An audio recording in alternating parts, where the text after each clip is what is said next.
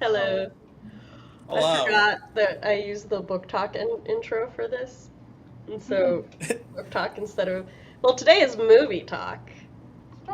Yeah, I was watching this and I'm like, wow, is this where I reveal I'm a fake fan? Because I like this new intro, this all book talk. I'm like, that's why I don't watch book It talks. is where Okay. you reveal that you're a fake fan You are a because fake we've been fan. using that book talk intro for. Everybody doesn't walk the book talks. I know. I don't. I really don't. And I've never been in one, so I would have never known. To be fair, nobody else is allowed to be in them. Yeah, which is fair and valid, so. Even though Chris was complaining that I was doing Frankenstein without him, and I'm like, no one is allowed to be on the book talk. Yeah. We do every book without everyone. Yes. Yeah. You And that's be fair. in chat. Yeah. But if I didn't invite Matt to do the Raven voice, There would be a riot. No, then nobody else is getting invited. So, hi. Hello and welcome. Sorry, I was setting up the chat on the left side, so, because sometimes it doesn't load properly if I lose the internet. I deadass almost just said good morning. It is definitely not morning. Good time of the day to ye. Good morrow. Do I have to reset? I'm fussing with my lighting. I'm sorry. That's very unlike me. Normally, I also fussing with my lighting. I'm not. Okay. Hi, everyone. If I sound weird, it's just because my sinus is drained really badly the last couple days, and my throat is recovering. My nose is still a little stuffy. Otherwise, I'm feeling a lot better today. And welcome. This is a Let's Talk movie where we all watched a movie, and now we're going to discuss it. Sorry, my nose was itchy. Yes. Wait, we were supposed to watch the movie? I'm joking. See, he's this like, isn't the Sailor Moon Let's Talk. No, that's for our Let's Talk series. No, I watched the movie. I know. I felt the things. It is June, and therefore we decided to do a LGBTQIA plus movie that Cody suggested, which was To Wong Foo, Thanks for Everything, Julie Newmar. Yes. Even though I originally said the wrong title. It is. It's so long. Well, to be fair, I looked after I started watching this movie, I was like, I have to go down a deep dive rabbit hole because, I knew absolutely nothing about this movie until it started, and then I'm like, wait, this movie was made in the mid-90s. Patrick Swayze and Wesley Snipes are both headlining it as drag queens. I was like, I need to know the cultural conversation that had across this movie because, so I already knew that I was going to do go into it, and from what I read and everything, everybody pretty much just calls it To Wong Foo to shorten it. Yeah, To Wong Foo. Yeah. So,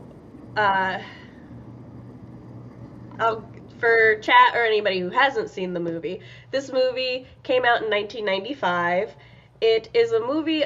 It's about 3 drag queens, 2 of which won their state drag pageant, and so they get an all expenses paid trip to California to participate in the Miss America drag beauty pageant.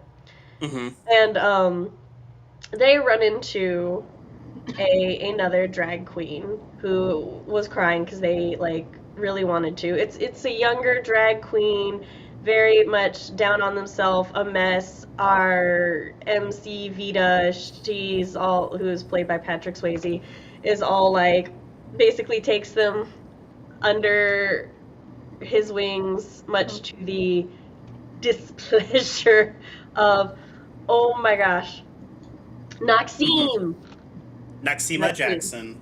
Yeah, which is Wesley Snipes' character. Noxeema's wing, and they essentially sell their plane tickets with the help of an uncredited Robin Williams, whose name is John Jacob Jingleheimer Schmidt. Yep. And I've heard that before. It's from it's John Jacob Jingleheimer Jacob Schmidt. Jingleheimer His Schmidt. name is my His name name is my name too. too. Wherever I may go, where everybody knows, there is John Jacob Jingleheimer Schmidt. It's just a thing.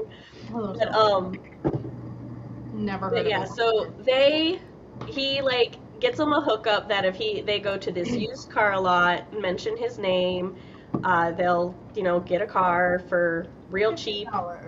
$50. They go, and instead of, let me tell you, I almost died when the guy was like, "Can I recommend you a Toyota Corolla?" Because that was Chris's first car. That was our car until we had our oldest. Mm-hmm. So no, actually, we had the Corolla until we had our second. That was when we got the van. But yeah. So, but they decide they want this Cadillac instead. Yeah. Yeah, the land yacht. Because fashion, which they do, they say aesthetics or function, and they all go aesthetics. Yeah. Fashion or function. Yeah, which right out the get-go, we're given the dynamic that Vita, whom is our white drag queen, is the oldest of the three. She's very much, if we're going like the three Hecate sisters, the maiden, the mother, the crone, she's very much I think it's the three faces. Very maternal. No, let me. They don't take the three sisters. I don't think. Well, there's multiple versions. There's the Hecate sisters, the three faces of Eve, and I always mix them up. There's the maiden, the seductress, and the matron, I think. Which the maiden would be Chi-Chi, the seductress would be Noxima, and the matron would be Vita. I actually would argue it's that's my thing. The maiden, and it's always the maiden and the seductress. Those are the two roles that are always kind of like. No, you're right. They would be swapped. But either way, we've got Vita, who's very, very much. She is the mother. She is both the mother and the crone. She is the oldest. She is mother. Yes. In the 90s queer community, from what I know and what I remember, basically when older queers would take in younger queers, they referred to them as aunties. Now I think they just straight up say mother. So, but the idea, especially in like the drag community, like you have a drag mom, and it's like, that's my mom. She helps me figure out how to put on makeup, wigs, and you basically grow a family. Yeah, so Vita would be the matron of our little troupe, and we're given the context that Vita found like Noxima in much the same way that they found Chi-Chi, whom, No, I haven't introduced Noxime yet. Okay. I'm coming off of a migraine, so I'm feeling good, but the brain ain't all there. So yeah, Vita had taken Noxima in, and she's kind of her auntie as well, and she self-assigns herself and Noxima as Chi-Chi's auntie, and Noxima kind of just begrudgingly goes along with this. Yeah. But is quite displeased with it along the way. Noxima is our black drag queen, again played by Wesley Snipes. I'm pointing out their races because it's pointed out a lot in the movie, like their different roles, and they actually kind of do some commentary on it. And then Chi-Chi, whom is played by the man whose name I keep forgetting because I didn't know of him. Chi-Chi actor To Wong Foo before this movie. Chi-Chi Rodriguez. Yeah. To Wong Foo. John portrayed by Leguizamo. Yep.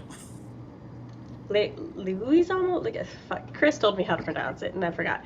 But he plays. Yeah, he plays Chi-Chi, and he is Latino. So we have a diverse trio of drag queens who are traveling from New York to California together. The first place they try to stop is Vita's home, which, well, not Vita's home anymore. Parents. Her hometown. Vita's parents' house, but Vita's mom sees them and is very much just like, no. She just like goes back inside. Vita is hurt by this, rips up their roadmap. I didn't understand that. Honestly, neither did Noxima or Chi-Chi, but Noxima was more forgiving of it. Noxima was just like, it's fine. We'll just figure out where we're gonna go because that's what you do when Not like they could stop anywhere else to also get a map. Yes. Like, we'll stop. And Chi-Chi is rightfully confused and stuff. Chi-Chi also, we kind of can pick up early on, is one of those people who pushes people away, right? Like, before she can get hurt. Mm-hmm. And, like, we see that all throughout the movie because she keeps threatening to leave them, or she keeps saying that she's going to leave them first chance she gets, but she does not. So, she does get a chance, and she doesn't. While they're driving through this one area, they are pulled over by a cop. Oh, wait, no. First, we had a good thing happen. They, like, stopped at the hotel. Our older, more seasoned drag queens are very hesitant. They're very scared. They're like, maybe we should just sleep in the car because they don't want to deal with being harassed. They don't want to deal with the prejudice and stuff. But Chi-Chi, she's like, no, I don't give a fuck. And just, like, basically goes in. They are mistaken for these women in this basketball league and actually get to stay at the hotel for free, it seems. As long as they just play a little basketball, which they do. They have a good time and stuff. And then when they're leaving there and they're traveling in the middle of the night, a police officer pulls them over. And Vita is very, very concerned because on the ID it says Eugene. Eugene? Yes. The cop Eugene says that they have a taillight that's out. But he's it was very obvious to me he was about to abuse his power to attempt some essay. But our drag queens, they were mainly concerned that like he was going to be prejudiced against them because they were drag queens. Whereas he was racist towards two of them. And then he told Vita that she had to go back with him to his police car. And again, they're like so worried about one threat that they completely miss a different threat. And he does in fact try to get take Vita, but Vita knocks him out. They think he's dead. Yeah, and they fucking book it. Yeah. But in looking up trivia for this movie, apparently before that scene, Patrick Swayze had put a corn cob in the front of his pants. So when the cop feels up the dress, the look of confusion on the face is genuine. Because it's basically like, what the fuck, Patrick? He's expecting one thing as an actor, and he's feeling something totally different. Yeah, he's like, wait, what? It's like, why is it bumpy? This cop murder is not actual murder. He is alive. Other cops find him the next day and then make fun of him for... Yes, I'm out of order a little bit. I'll go back in a second. But they make fun of him because they're like, oh, you got beat up by a girl. And he's like, no, I was beat up by a man who was dressed as a woman. And very ironically, or not ironically, but whatever the word is, keeps going, oh, but they were like some perverts. They're perverts in this. And I'm like, they're perverts. They're okay, sir. Uh-huh. And interesting. Basically takes our Cinderella's shoe because Vita lost a shoe as they were running for their life, and he's like, I will find the man who owns this shoe. And writes a list that is only funny because I know it's commentary on this, but it's like where gay men would hang out. Flower shops. Yeah. Flower shops. A ballet studio. Ballet store. Yeah. Let me tell you, this man looks creepier and creepier the more he investigates this list. And the more angry he gets that he can't find no one. In the meanwhile, the girl, our lovely drag queens, they're running for their lives. Oh, I do want to like take a moment at some point during the early part of the drive, as is on par with the 90s, because the 90s was a really big transition era for how queerness and the community was discussed.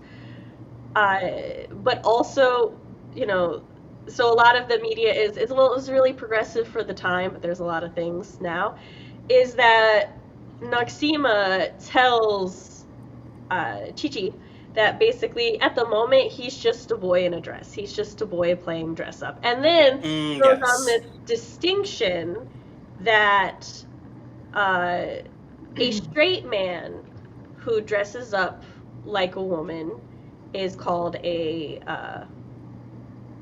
for sexual thrills. No, that one was later, wasn't it? Because I think it was when a straight man dresses up like a woman to get sexual kicks, that is a transvestite. When a woman is trapped in a man's body, they are transsexual. When man has way too much fabulousness for both genders, they are a drag queen. Yes. Yeah. I've seen this movie a lot of times. Which,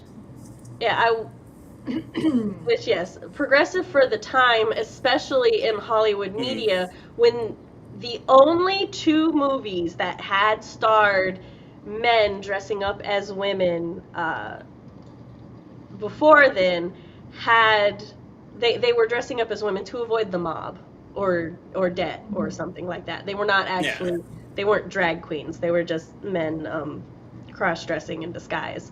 And also this movie came out like the year after I don't want to say nefarious, that's not necessarily the word, the now infamous Ace Ventura movie, where they did have I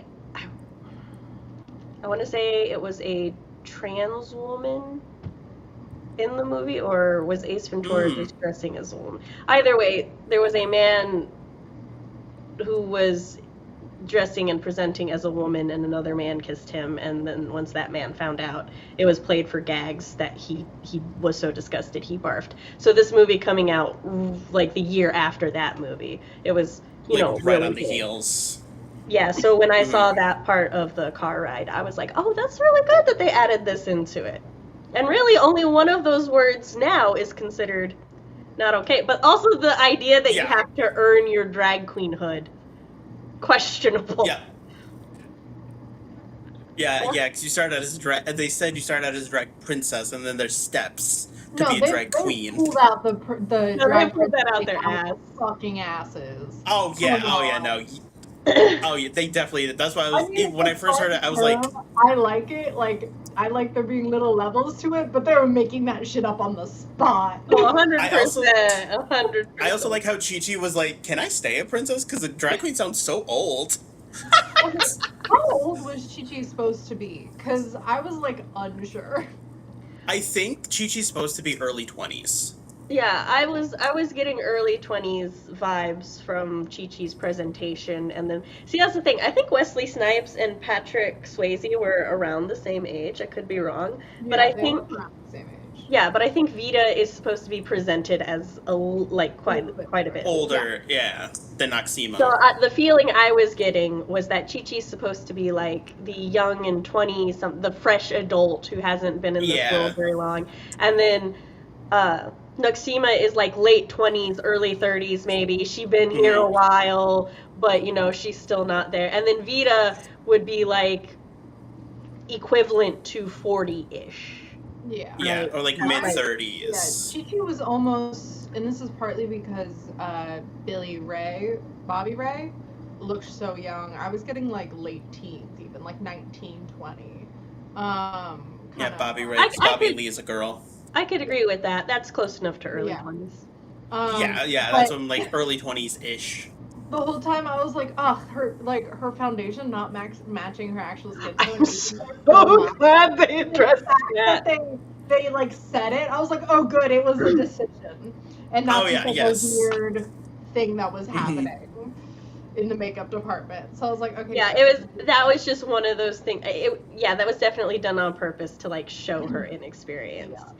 Yeah. But yeah, so their car breaks down, and after the thing with the police officer, their car breaks down, and then Chi-Chi's like very stressed because they just killed a cop and left him there. And did an outfit change, mind you. Yeah, and also to like refresh themselves. Threatens to leave and everything, and the other two are like, okay, fine, go ahead and leave. And what I love is that they let Chi-Chi like leave and walk away, but they have not, in their heads, they're not abandoning her. They're just like, Chi-Chi's going to get in trouble and we're going to have to save her. Which I'm like, that's fair. I felt that before. But Chi-Chi luckily gets picked up by a very decent country boy or small towner, and Chi-Chi tells him, she's like, hey, I have some friends. So like, she did not actually abandon them. She didn't ask for a ride to the nearest bus station like she kept threatening. This would have been a short movie. She in fact had him go pick the other two up. They went. It's a small town, but they get the presidential suite in the little hotel, or in the inn that they're staying at. And the town mechanic, he tows their Cadillac into town. The next day, they're told that basically car's easy to fix. They just gotta wait for the part to come in, but they gotta wait till Monday, and it's like Friday, so they're here all weekend. Oh no. So the majority of the movie takes place in this small town with our little drag family, getting to know the residents and everything, building some bonds, making friendships. And the owner of the inn and the town mechanic are married, and they are in an abusive relationship, him toward her. And I realized that this movie is actually a movie I have been wanting to find and see, because I've seen a short of when Patrick Swayze punched the guy. Oh, kicks down the door?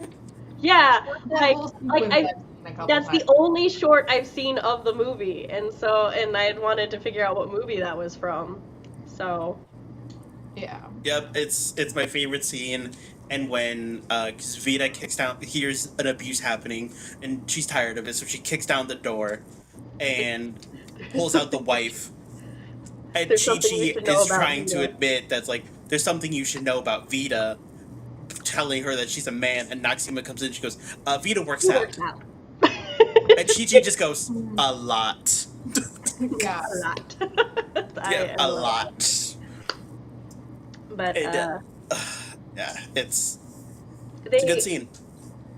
There's like a bunch of little mini plots and side plots that goes on, as they're all doing. But the like main over thing is that there's going to be a strawberry social where everybody just bakes a strawberry pie, eats it, and then goes their separate ways. And our drag queens are like, no. We need more. We're going to have an actual, we're going to do a theme and a party, and it was like red, and what was the other word? Wild. Yes, red and wild. And they like go to the local clothing store, and Noxima is just cannot, because they can't find any good clothes. And then they like go up to the storage area and lose their damn mind because they found the 60s. That's all from the 60s. Yes. Oh my gosh, I missed such an important explanation. Way back at the beginning, the entire, the reason the movie is called what it is called is because when they were talking about doing the road trip,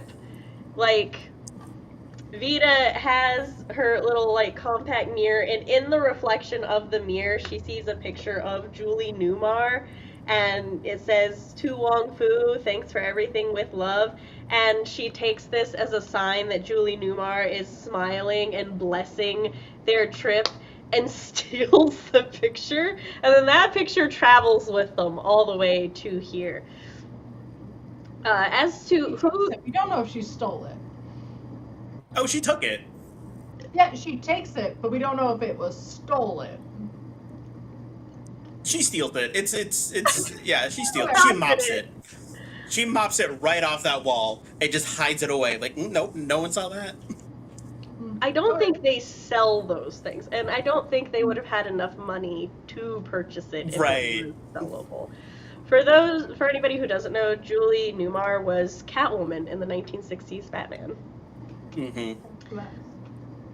So statuesque. So statuesque. Oh, but yeah, so they do like a 60s thing. There's also this old woman who everybody's essentially been treating as if she is deaf and mute. But her husband used to work in Hollywood. Although they don't directly say Hollywood, they just say the movies or something. Yeah. Mm-hmm. And then like basically she came back here after he died and has just been living a hermit-ish life.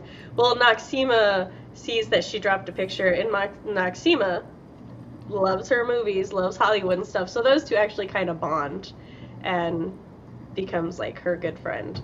Yeah, we've got a romantic subplot with Chi-Chi, and let me tell you, there were a couple times when I thought this movie was about to go real dark, but they did not. They just tiptoed the line because Chi-Chi gets surrounded by 4 guys who clearly do not have good intentions, but then her little small town boy saves her. Yeah. Yep. And they Bobby do a Ray. romantic thing. Yeah, and yeah, the drag queens basically come into the small town and sort of like, you know, they're like, let's have essentially a girls' day. And they're like, what's a girls' day? And, you know, they do the women's makeup, get them all dressed to the nines and stuff, and they have a big old, you know, a good time. And the day of the strawberry social, the police officer, who he found out where they were because after the abusive husband got the shit knocked out of him, they happened to be drinking in the same bar, and then like we're talking.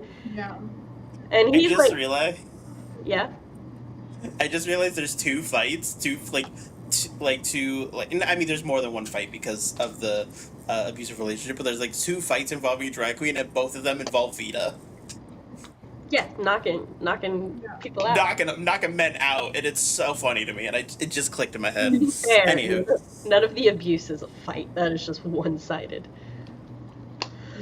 Yeah. Then again, what Vita does is also one-sided. I was gonna say Vita's also is one-sided. Different. Yeah. We root She for slaps him, women. then punches the fuck out of him.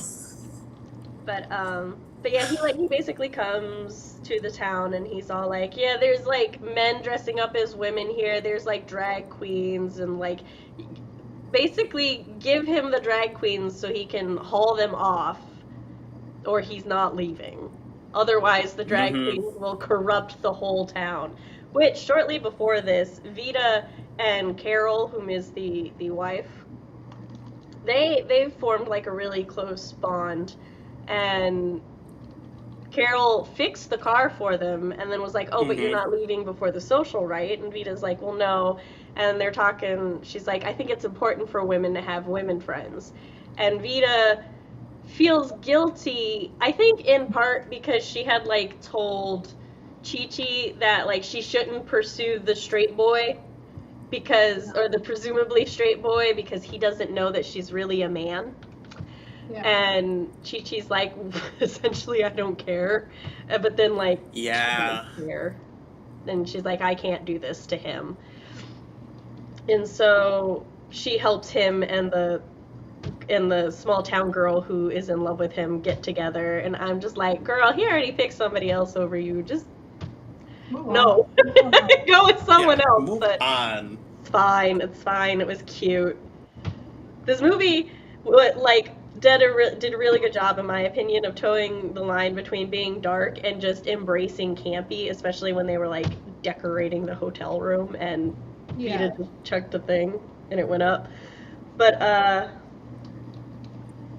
Because the line when Carol's helping fix the car with Vita is like, "There's something I should tell you." Yeah, that's what. And Carol goes, "Adam's apple." And Vita goes, Yeah. "What?" She goes, "Ladies don't have Adam's apple, and you do." Vita And she's basically like, "I'm just yeah. blessed to have a lady friend that has an apple that just so happened to have an Adam's apple." Yeah, she's basically like, I clocked you the moment we met, but it was none of my business, and I just want I you saw to it the know first night that I still, Mhm. And that was like very important to Vita, hit really down. And so then when the cop comes and we see this woman dressed all in red, right, just from head to toe, a thing is covering her face. They walk out, big veil. They walk out, and then, because the police officer has the shoe, and he's like, bring me the owner of this shoe. And I'm Spartacus. No, yes, I deadass said that to Chris. I was like, they're having an Eye of Spartacus moment. She's basically like, it's my shoe. And then our old lady, who is not deaf or mute, she's all like, well, are you going to give me my shoe back or not? And then everybody keeps saying, oh, I'm a drag queen. Well, I'm a drag queen. And our, like, clothing store owner, he is dressed in this like white pinkish red outfit with this big old feather boa. He flings the boa around him, and in such a feminized way he goes, I'm a drag queen. And I'm like, sir, he might arrest you. Be careful, you're going a little too hard, buddy. Mind you, he also the cop also has a shotgun in his other hand. Yeah, that was Ben Tyson. He has the shoe in one and a shotgun in the other. Hold the line, but the cop is fully brandishing a shotgun throughout this entire scene. And I'm like, yeah, like it's y'all did some risky business. Not that kind of movie, but they basically drive him out one. because he realizes that nobody is going to bring the drag queens out. I feel like it's important to mention also this man, when he ran into the abusive husband in the bar, was talking about men. Oh, yeah. Oh, he was muttering to himself. It was so weird. Into men, and other men were like giving him the side eye. But like, yeah, like the bartender's looking at him weird. Men together, kissing other men, feeling their muscles, which is funny because Chris wasn't actively watching the movie, but he was listening to it and stuff. And he goes, "Why is he describing it like that?" And I'm like, "I don't know." And the guy keeps going. I mean, it is not a short moment. He keeps going, and I'm just like, "This man is discovering his sexual awakening." Yeah. He's having a mental breakdown and an awakening. He is an attempted and probably in the past successful, rapist. Oh yeah, we're not like he's a piece of shit. Yeah. We hate him. Oh no, he is an awful person. But he's also the villain and a very bad man. Yes. But I can laugh at him. Yeah. Yes, he may just also happen to be having an awakening. Yes. Due to unfortunate circumstances that he started himself. Yeah. Unfortunate for other people. But yeah, so they have their strawberry social and everything because that man's got the drag queens are like, oh my god, I love this little town. This town is like they loved us and stuff. And then everybody says goodbye. Vita does ask Carol to come with her, and Carol's basically like, no, I got to take care of the girls. Yeah. And they give her the picture of Julie Newmar. And then they leave. As her guiding light. Yeah, they leave. They go to California to participate in the pageant. The winner of the American pageant is Chi-Chi, and her prize is handed to her by Julie Newmar. Yep. I love this movie, like, unequivocally. It's so good. It was such a great movie, and like I said, I did a lot of, well, as much as I could, but on my date with Chris today, because yesterday my head pounded so hard. I was so sad I had not watched this movie earlier in the weekend when I could have actively taken notes. Naxima has all my favorite lines ever. Oh, there are so many good ones. I will say, for anybody who watches this movie, there is quite a bit of casual and non-casual racism, as like they comment on certain things. But I will also say, as someone who grew up in this era, that was kind of the level that interracial friendships spoke to each other sometimes when mad at each other or when not. At least from the people that like I heard and stuff sometimes. Like the older people I was around. Not trying to be like, not my generation, but mostly my generation. They were trying to teach us not to do that while they were doing that, so it was confusing lessons sometimes. But yes, there's very colorful language that cannot be said today and should not have been said then. Well, at least our main characters apologize for it for the most part. But yeah, not like for example, when they first see Chi-Chi, they're like, "Why is that little Latin boy in a dress crying?"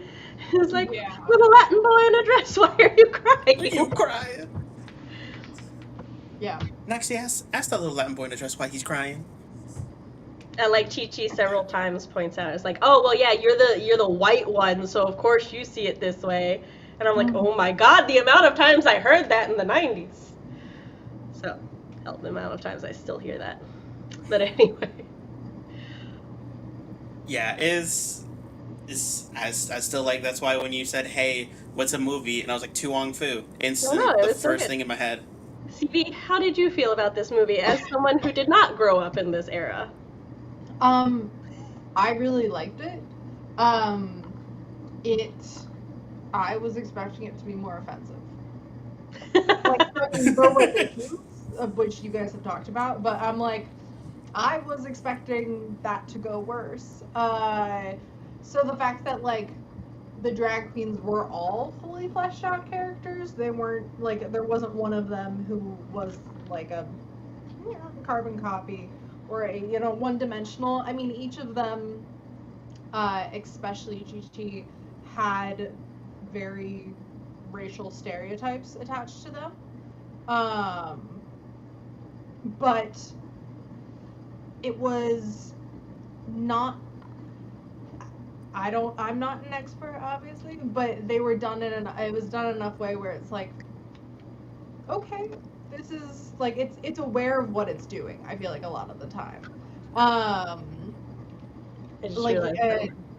Even just that awareness with when the cop first pulls them over, and, like, yes, they're worried about being caught being drag queens, but there's also the fact that there's only one white person in that car, and that's a different type of threat. Yes. And then the secret third threat of sexual assault. The one no one saw coming. I love when Chi-Chi's like, "I think he's prejudiced." She's like, "Oh." He's also like, unawareness of prejudice. I'm like, girl. She's like hyper aware and completely unaware. Yeah, that's why I'm like, younger. But also, like, girlfriend, eyes up, look around. But I think she is, to put it bluntly, kind of dumb. I like her. She's kind of dumb. I think she also blocks it out a little bit just because, as a mental safety thing, because, like, when we first see her, she's walking down the street and people are literally throwing things at her. Yes. So I do think there is a level of protective delusion. Yes. I think they did a good job at acknowledging things that are realities and then still letting it be an enjoyable watch. And like, not lighthearted, but still at the end you're like, yeah, the whole town comes together and declares themselves drag queens. That totally would happen in rural America in the 90s. Apparently it was filmed in Nebraska. Yeah. So I'm like, during that, I'm like, yay, it's a movie. This is fictional. Yeah. But it was nice to also see it wasn't just drag queens that were like the concept of queer people and, like, transness also I want to talk about later. But, like, there's an interracial couple that is, like, middle-aged And through the entire movie, you can see that they have crushes on each other. And then finally, like during the strawberry ball Social. I was like, that's the wrong word, but people are dancing. And the man is like, I've waited 37 years for this, or whatever, an amount of time that is longer than I've been alive. It's longer than any of us have been alive. Yes. But it might have been like 20 something, but I don't remember. But just like that moment of being like, yeah, everyone's coming together right now, but like there's still the fact that these same people have lived in this same town for that long, and these two people who clearly care so much about each other are still prevented from being together, not by outside forces, like outside the town forces, or like with the young couple, them just not knowing how to navigate life, but like within the actual restrictions of society, and then society in that small town. Yeah, that's how strong that grip is. Or even like the woman who's the white woman is like, he's real nice for a colored man, and I'm like, damn. I mean, like, I know that's accurate, but it's like, that's, you know, so fucking sad, which is such a fucking, you know, surface level take, but I enjoyed that was also part of the movie. Yeah, it was very intersectional in its. Yeah, and they covered a bit of like money with the women, or the drag queens, like not being able with what they do, whatever they do for work, which I think they're full-time drag queens, at least the two older ones. Yeah, they not being able to afford a flight across the country for 3 people, which is and then not being, even for this like giant thing, with the addition, like they couldn't afford the extra $500, which I know inflation and all that stuff, but it's like, yeah, economically shit. And then the town itself is clearly not well off. And so it covers a bunch of different, you know, factors of society, life, prejudice, all those fun, I say sarcastically, things. Without being like, hey, pay attention to this. This is the lesson we're teaching you. Hey, did you see it? Yeah. I mean, like, Are you looking? Are you looking? I think you noticed. It was, whose line it was. It was one of the 2 older drag queens at the end. Was like, we've learned. And I'm like, girl, the writing has been so good. Are you about to be like, well, I guess that goes to show. But it was okay for this because that was like a conclusion that has been drawn and said other ways, and then they said that, and it was like, yeah, that does kind of need to be hammered in this moment, like the acceptance. I think if it's the moment I think you're talking about, it's Noxima, who's talking about they've learned that you can be kind, or you should help people. Because throughout most of the movie, real quick, I want to say hello to Kelly and RP because I did not say hello to you guys, and I kept thinking after I'm done with the summary. So, hi guys. Summary's done. But which, let me tell you, this is such a thing that happens, and it happens in media in real life. You have one person who wants to help other people and who basically takes in the human versions of stray cats. And then their stray cats get territorial and don't want them to help anybody else. And then they start criticizing them for helping other people. And then it's like you're shitting on them and judging them for the very thing that drew you to them in the first place.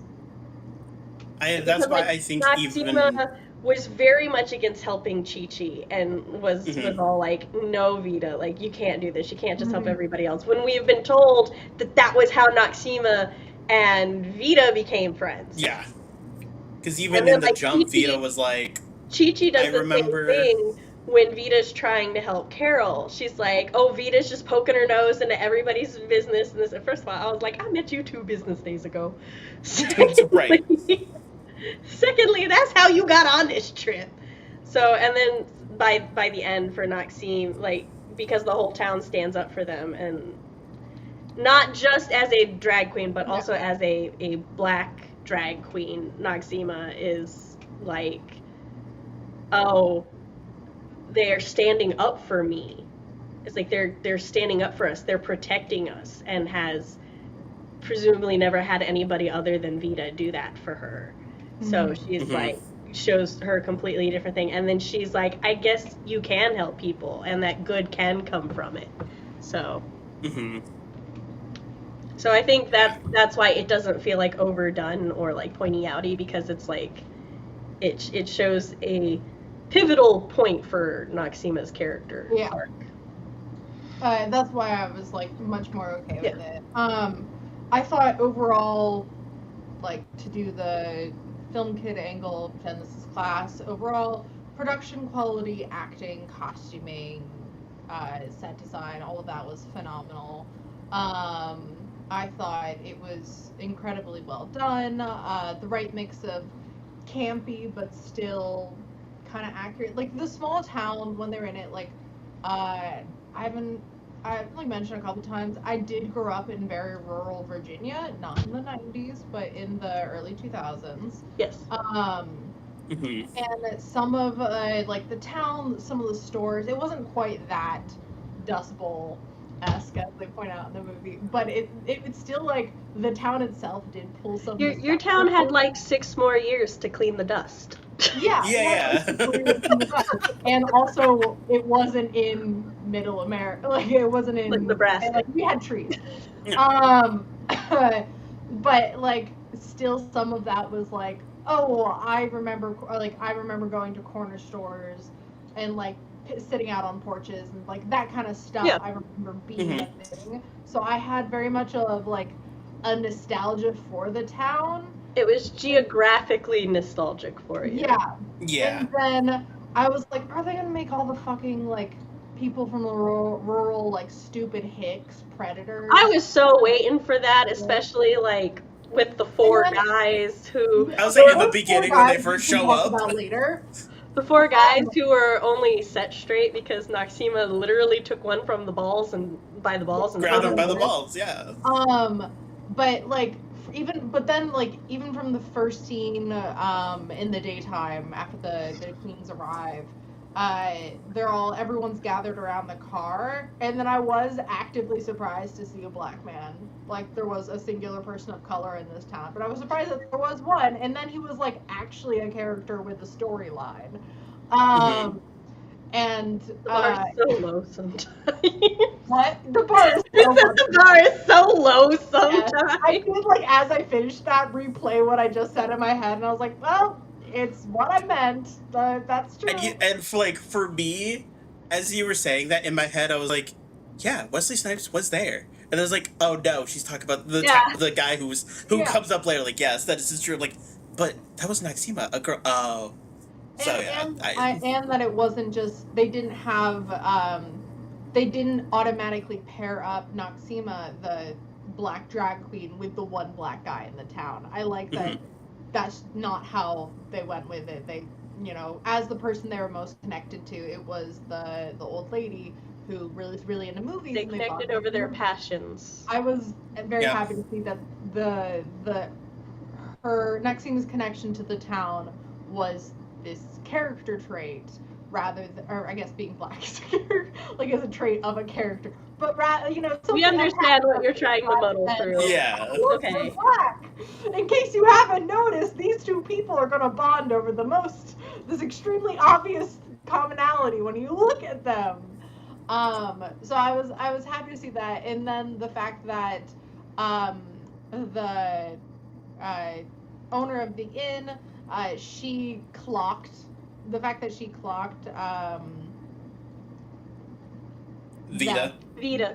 As soon as the queens arrived.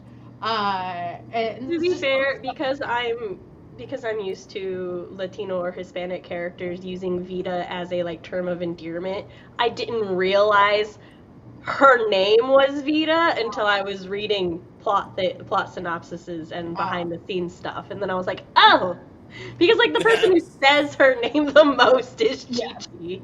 And then I also the fact that I was expecting there to be a big reveal where they get pseudo unmasked, where it's reveal they're men, and everyone be like, and then like one person creeps forward and is like, actually, you're a human being, and I do care for you, and someone else is like, you've helped me too, and then it's like, no, we're not gonna hate you. No, that's late. Welcome. That's late So I was 90s. happy that was not what happened. I was like, I'm like, the fact that I mean making fun of that scene existing, and I bet like everyone here can name multiple movies that is. I was literally just thinking of so many. That's filmmaking of the later 90s and early 2000s. That's why I got so excited when I saw that it came out in 1995. Because like I said, at least for me, the early 90s to mid 90s is a really good era of queer media from what I have seen or partaken in. Because like that specific little era, like I said, there was a lot of it was a transition period where a lot more was getting pushed through and stuff, not to make big statement pieces or to be like, hey, this needs to be done, but because they were like, hey, we really want to make this and it has to be like good quality. It has to do well, otherwise nothing that comes after will be greenlit, essentially. Yeah. Which, are we ready to talk about some behind the scenes stuff? I haven't just been sitting here. No, I have a little more I want to talk about. Okay. I also want to go tinkle real quick before we do that, because I've been holding it and I gotta go. I'll be right back. Alright, Cody, you run away. Drag Princess stage. I'm running away. Goodbye. Hold on. Okay, I want to talk about the 4 men. Mm-hmm. I think them being threats in the way they are, and then turning around and having this, oh, they did learn kind of story was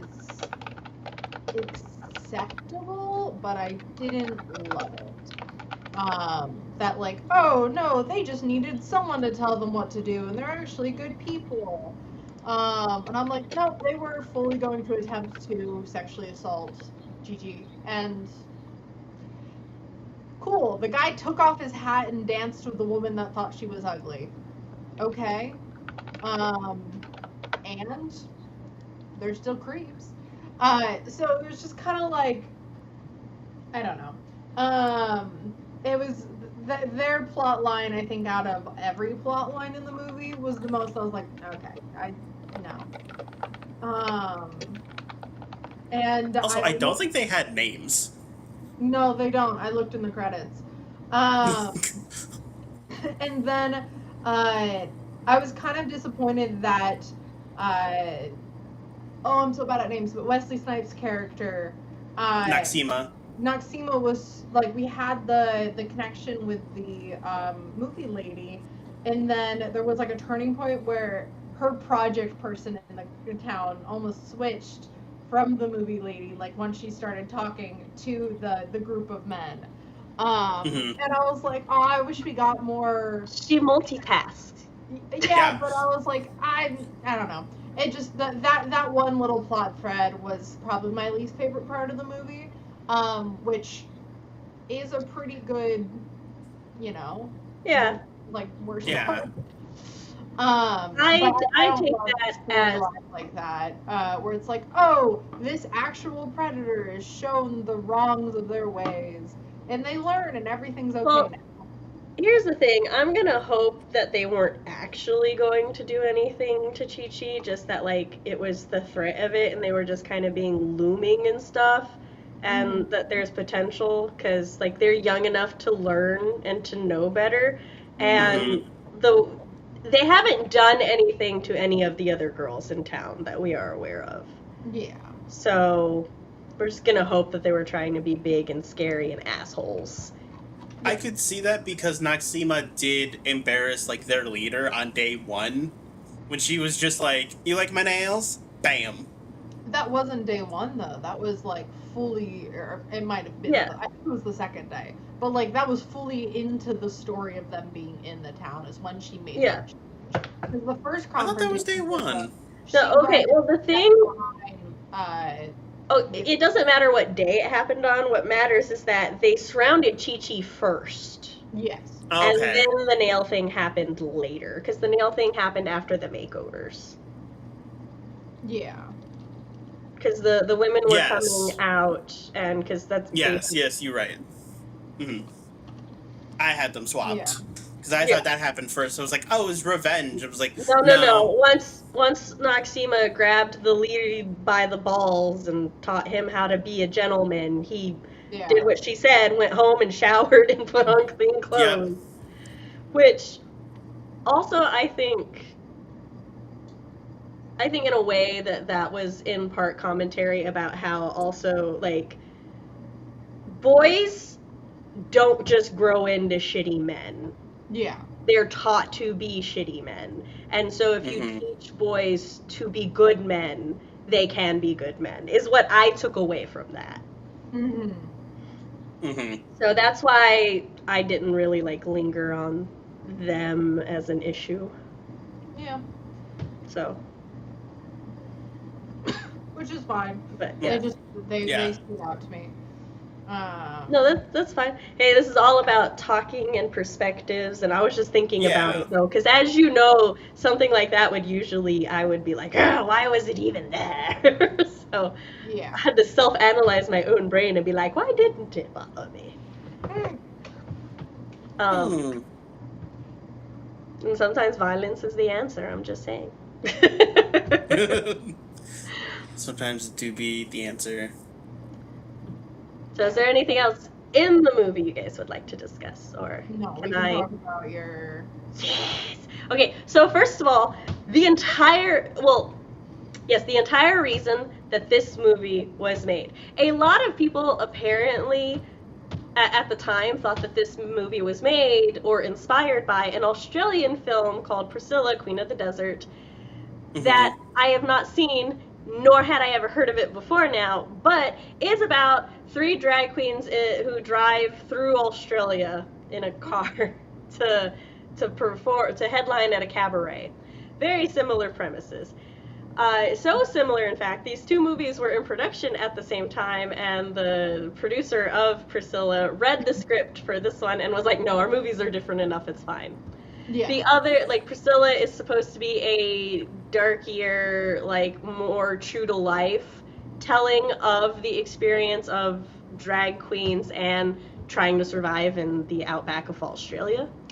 Whereas this is more a campy fairy tale-esque story of hope for the community as a whole. And it really, in my opinion, shows.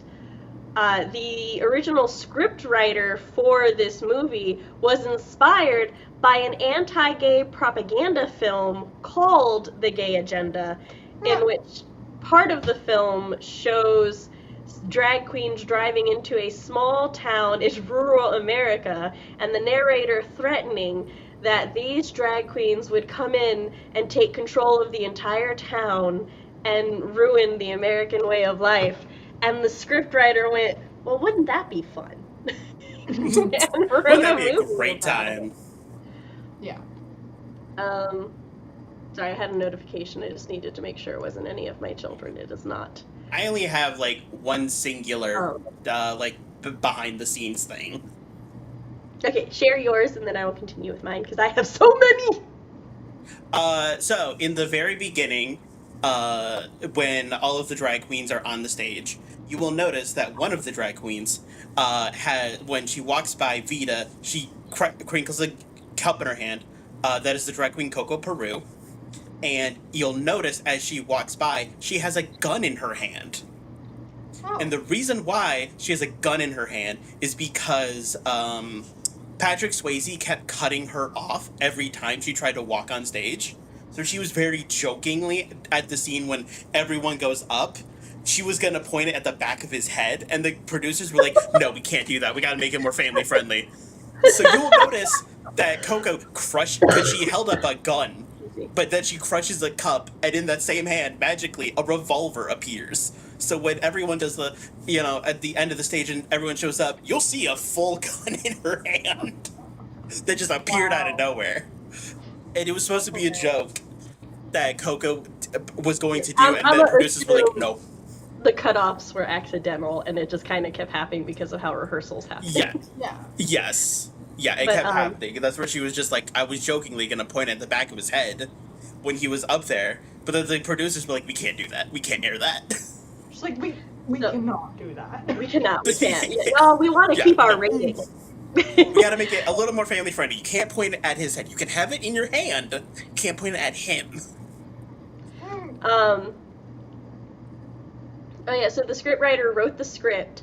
It was sent to Steven Spielberg, who, on a plane ride with Robin Williams, asked him to do a cold read, and he cold read it, and Steven Spielberg was mesmerized by the script and decided, like, this movie must be made, and asked Robin Williams, like, basically, do you want to be Vita? And Robin was like, no.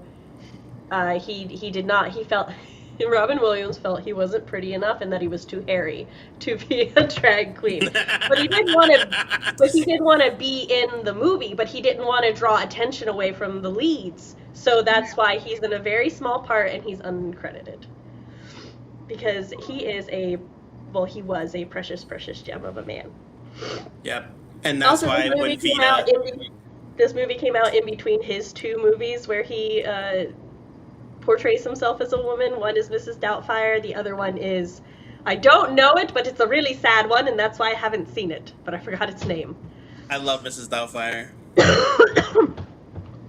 So, which I was not at all surprised that Robin Williams was supportive of this project. I have a fun fact that I would just recognize from the credits.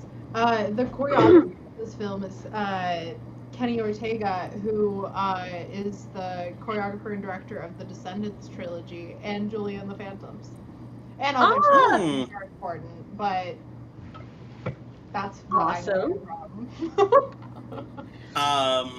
Another little fun fact while I'm thinking of the scene is, of course, Rachel Tension is played by RuPaul. Yes. Very famous drag queen.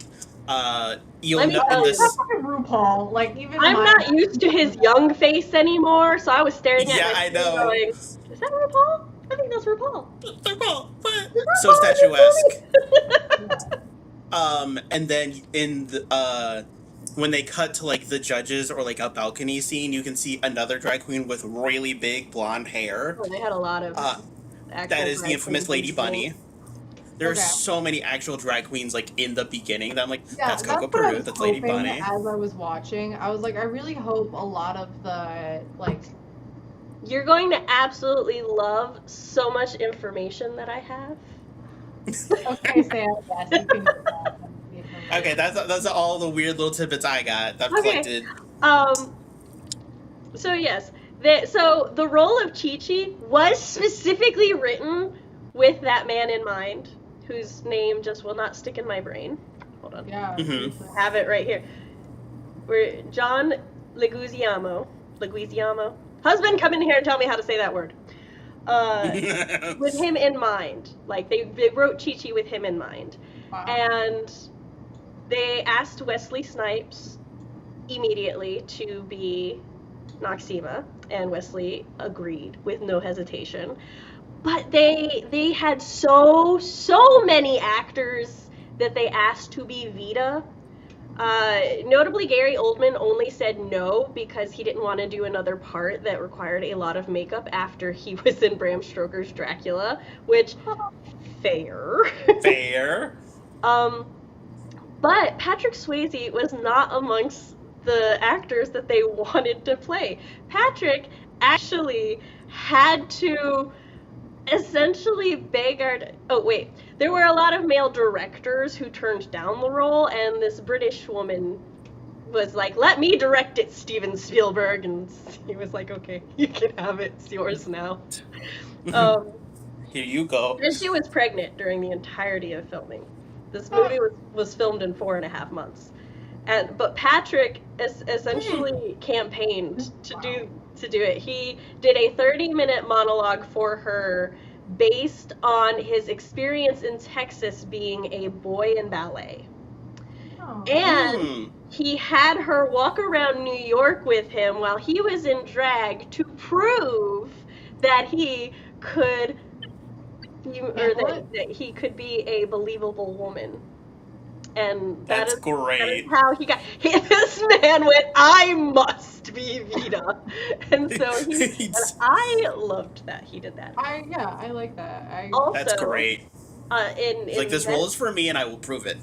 For preparation for these roles, all 3 of our main actors spent time in the New York drag scene. Each were assigned their own drag mentor, so they each had their own mother, to help train them to be authentic drag queens.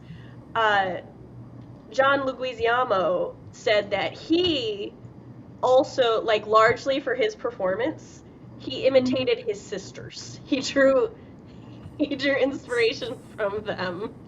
And I was like, that makes sense. So that's on the not so good side, though. There was, like, on set, it was a tough shoot because tight schedule, tensions. Our leading actors had to wear a lot of, like, makeup and uncomfortable shoes. Also, because Patrick Swayze takes his acting seriously, but John Leguizamo is very much more improv. He would improvise lines or scenes to get more screen time, and this would annoy Patrick. According to John Leguizamo, they even got into a physical altercation once where Patrick tried to punch him in the face, which I'm like, how bad would it have had to have been for that to be a thing? Right. Yeah. I feel like there may have been discussions had prior to that. Oh, yeah. It would have been like a boiling point thing. It's like, it's always presented in a way of, like, essentially Patrick lost his temper just because John was improvising too much. But I'm like, but if you think about all the other factors, like, they're in uncomfortable, like, makeup and wigs and stuff. They're filming outside a lot where it's hot and everything, and if he keeps improvising, they have to do reshoots and reshoot and reshoot. So, and drag makeup in the day is not good. It is not good. But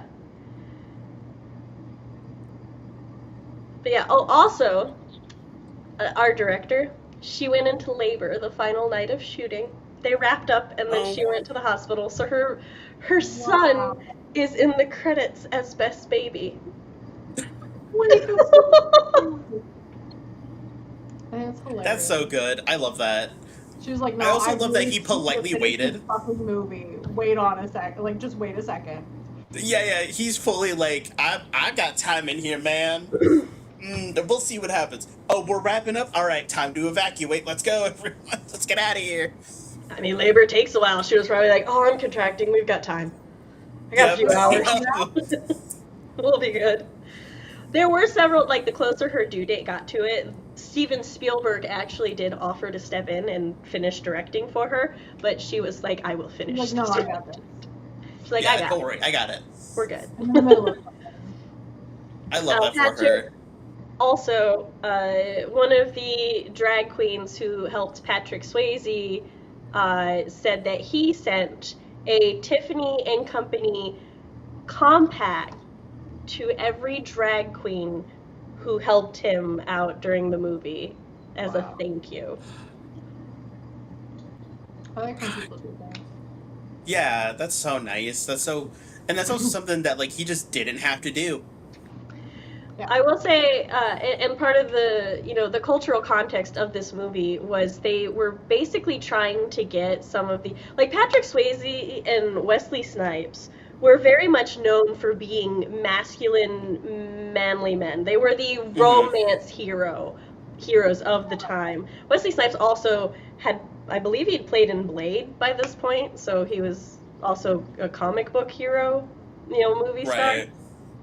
And part of something that doesn't translate to our era anymore, which is perfectly fine in my opinion, is just that, like, the part of the comedy was that it's like, oh, well, you can still tell it's Patrick and Wesley under there.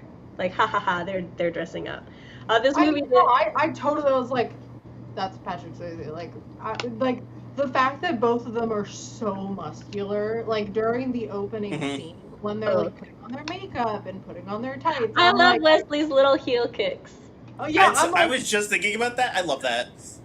I was just jaw dropped that whole time at, like, Body's teeth.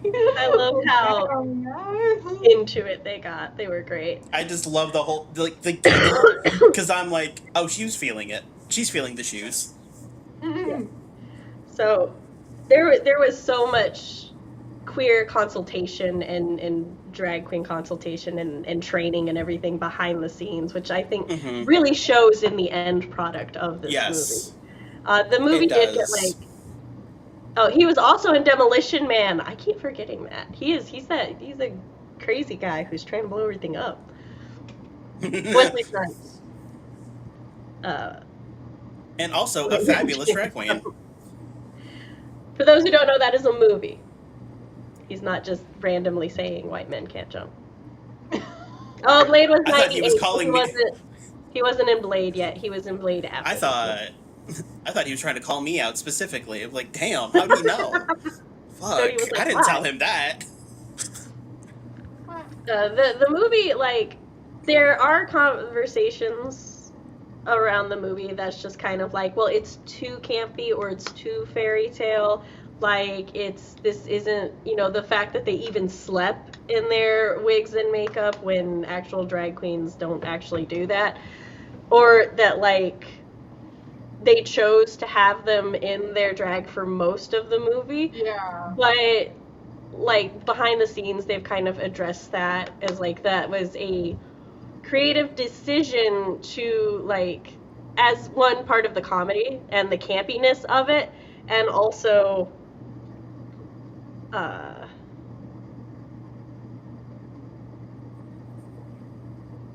my mind just went away. It was just like they were like, one, this will make it funnier, and two, it's more immersive, and I think it was easier for them to get the film greenlit, post production. Because they're always like that, right? Yeah. So, which again, that just first movie that starred drag queens as leads. So, another thing I just thought of for, like, the comedy bit of, like, oh, that's definitely Wesley Snipes, is it towards the end is Noxima's hiding under the bed when, like, the person comes to, like, check on them, they're all hiding, and you just see her fully just lift up the bed, and she's sleeveless, so it's full guns out. It just goes, okay, let me just put this down real quick. Her wig is invisible when they, like, yeah. Her wig is fully, like, at the edge of the bed. Yes. Yeah.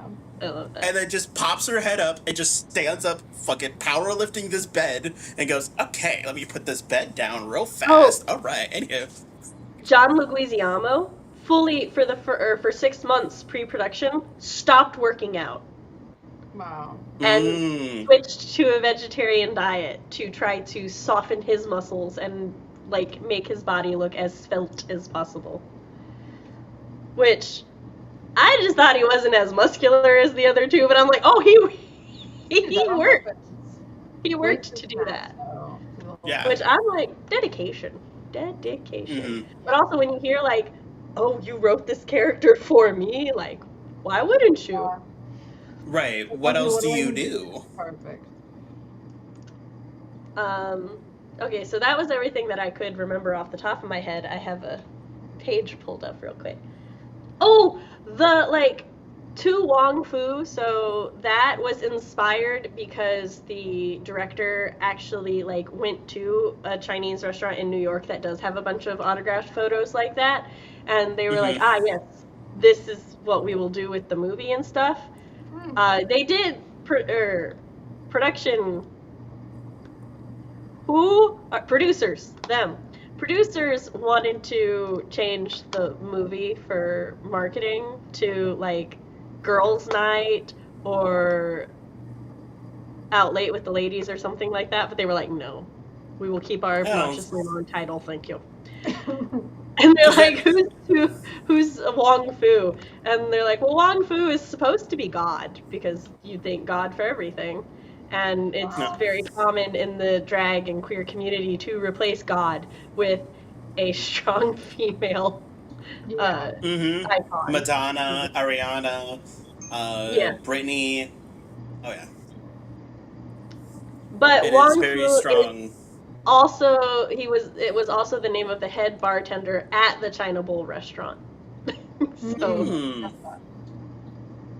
I'm glad it's fun. That's a fun fact. I'm just like, hey, what's something that sounds foreign? Because that's what I was worried about at first. I was like, I don't know. I like how everything in this movie is intentional and it feels intentional. It's not just like that seems cool, or it's like that's quirky, let's throw that in. Everything felt. I'm sure some things were quirky and just added in for fun. Yeah. Just because, but a lot of it felt. For example, this thing that I just saw that I missed earlier. So, you know how Julie Newmar cameos at the end of the movie? Yeah. Apparently that wasn't planned. Because, they had to ask for rights to use her name and likeliness. In the movie. I do remember hearing about this. And so she just came on set one day just to watch them film it. And that's how that led to her cameo. Wow. Yeah. Yeah, her appearance was completely improv. She wasn't supposed to be there. I remember hearing this now. I enjoyed that. But just what a serendipitous time to be like, oh shit. Let's go see this. And then it's like, oh, do you want to be in it for this final scene? Actually, I do. Listed on the trivia page for the movie is just a scientific fact clarifying that men and women all have Adam's apples. It's the laryngeal prominence, which is a piece of cartilage that covers the larynx. It's just more prominent it's often more prominent in men. Yeah. Which I thought was the case, but I could not remember. I honestly thought that was one of those things you just learn in high school, and it's like, yep, that's true, and then you find out it's not true. Like later on in life, which it is actually true in high school. I said I think I learned that it wasn't true in high school. I didn't, but my public school system failed me, so that's fair. It was not great. But yeah, that's all my behind the scenes stuff. That's very fun stuff. Yes, I love this movie so much. I'm so glad we were able to do it. I'm glad you both enjoyed it. What if actually we hated it? I that was my biggest fear, because I'm like, first time. Because I would die. Because I was like, this movie is definitely a product of its time, and I always hate that phrase where it's like they're a product of their time. It's like, but they can learn. That's never a reason I don't like something. But I'm like, it's a movie I love so much. I quote it all the time. I love all of Naxima's lines. I've quoted them so much. I've seen this movie so many times. It's so great. I highly recommend it to anyone who just wants to watch like a queer, fun movie and learn some other things. Sorry, I did just remember something. Mm-hmm. When I was watching the movie, which for some reason this line killed my husband, is like, so I think it's the night before the Strawberry Social where everybody just randomly goes outside to dance, right? And we've got our 3 drag queens up on the balcony, and Vita says sometimes all you need is a fairy. Yeah. Mm-hmm. That part kills my husband. But what got me was I looked at their dresses and I was like, they're wearing the same colors as the fairy godmothers from Sleeping Beauty. And when I was looking up trivia about the movie, that was one of the trivia things, was that as Disney's Sleeping Beauty, and I was like, I fucking clocked that. Amazing. I also do like that they all of them came in, all of them found a connection in the town. Excuse me. That didn't really like overlap with each other, and all of them left the town. Yeah. With those still, it's not like if Chi-Chi and Bobby Ray for some reason got together. Chi-Chi was like, "I'm staying, guys." It's like, no, they're all leaving, but with those connections still. Yeah.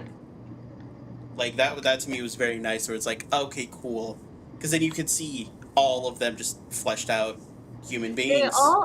They all had their own character arcs and journeys that were interconnected, but like very separate. And yes, none of them were like more righteous than the other one. You know what I mean? Mm-hmm. Yes. Like nobody was considered better. It's just everybody's growing in different directions and stuff. Yes. Well, in different ways, not different directions. Yeah, they all grew in the same direction toward California. Yeah. Toward California. Also, just as a fun little thing that I thought of, how the fuck did she win when she wasn't even entered in that pageant? No idea. I know movie magic. I don't know. It was like, because I thought about it, I was like, I know it's like movie plot magic, it makes all sense, because it's like, oh, she's now like a drag queen. She won, but I was like, girls, how did she enter? She wasn't supposed to. Winning the New York pageant was the entry to this pageant, and she didn't win. They gave up their spot for her. Like, they were both like... She very dramatically fell on stage in front of them as they won and ran off. I thought that was in a complete... But they have her just, like, fully fucking wipe out. And I'm like, girl. We don't know, and it doesn't matter. It doesn't matter, but it's just, like, a thought I had when I was watching it this time. I was like, wait, how did she win? She wasn't... Where was this dress packed? She didn't pack this dress. I mean, no, she probably has so many outfits, or they bought it once they're there. Yeah, I was about to say, I'm not questioning the outfits and stuff, because they... Oh my god, that was just like me.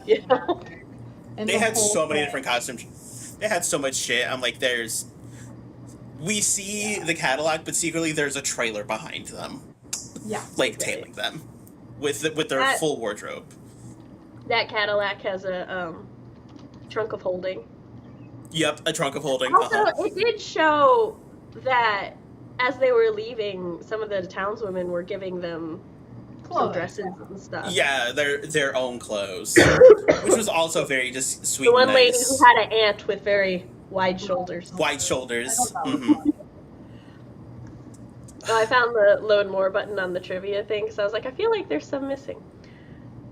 So according to all three male leads, upon completing the film, they all burned their costume, wigs, and makeup because of how long it took to become women in the morning.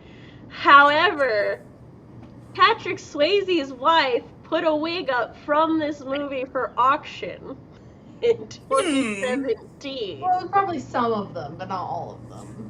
Yeah. Or like the main quote-unquote wig. Like the one that they probably wore the longest. They all burnt the cheapest ones. Yeah. Oh, yeah. What did the studio think of them burning those props? At the time? Yeah, I also just like that all of them had their own unique style, and just looking at them, you could go, yep, that's Vita's dress, yep, that's Naxima's dress, yep, that's Chi-Chi's. Oh, also, when the movie came out, it hit the #1 spot. Wow. That's surprising. You'll love to see it.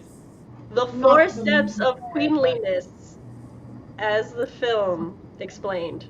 Cody, do you want to try to remember? Okay, hold on. Seen the movie a million times? Don't look it up. Because I got it in front of me. Nope,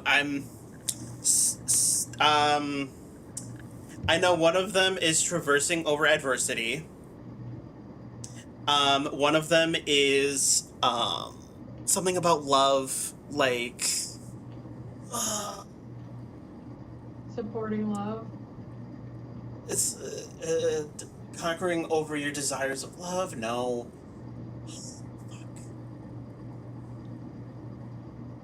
can't remember them now. That I'm on the spot. If it was casually during the throughout the synopsis, I would remember all of them. But now that you're like, what are the 4 steps? Like, fuck, what are the 4 steps? Do you remember step number 1? Chi-Chi succeeded while on the side of the road. Yeah. It's overcoming adversity. No. God grant the serenity to accept being a boy in a dress, the courage to change with the fashions, and the wisdom to know the difference. Okay, yeah, I did not remember that quote. I did not remember that one. Number 2 says ignore adversity. That's what it was with adversity. It was ignore adversity, because step number 2 is when... Oof. When did that happen? I think it was the hotel, because Chi-Chi just strolled right in. And that's when they're like, it was at the beach scene, when they were poolside, and that's when Noxie goes, step number 2, ignore adversity. Because number 3 is when Chi-Chi decided to give up on Bobby Ray, so Bobby Lee could date him, and that's when they're like, step 3 to queenliness. Follow follow your heart to love, listen to the heart of love. It was something about not to the detriment of others. Not the actual wording, but that was like the vibe of it. Yeah. It says generosity. That's a typo. Generously putting someone else's needs before your own. Abide by the rules of love. That's what I was thinking of. Abide by the rules of love. And number 4, larger than life is just the right size. Yes, because I think that one... Wasn't that one at the very end? Yeah. Yeah, like when she won the crown, that's when they're like step number 4. Another really fun fact. Viggo Mortensen auditioned for the role of Vita. I know, I saw CP. Could you guys imagine? No. Aragorn? No. I can't imagine that.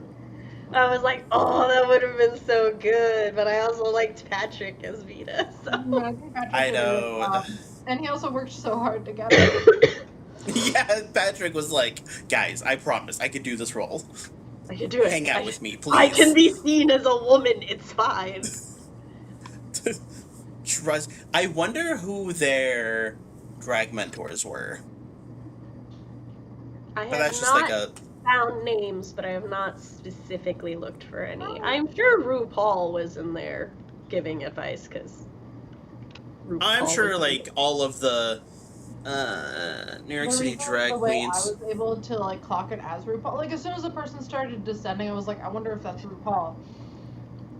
Okay. And then she says drag queen at one point, but with enough of her accent that it's from the clip where it's like, I don't know, it was one of the late night hosts was like something drag queen, and RuPaul's like, drag queen, queen, drag queen, and the host goes pale and is like, honey, I'm the queen of drag, and the host is like, yeah. I'm just like, no, man thought he was gonna get canceled or something. I did find the list. Oh, cool. Patrick Swayze, granted, okay, I will let you know this is Google AI, so I did not do any further research. Take this with so much salt. Just click on one of the sources. We'll probably get them. How do I find the sources in here? I'm stupid. Oh wait, no, here's the source right here. Never mind, I found it.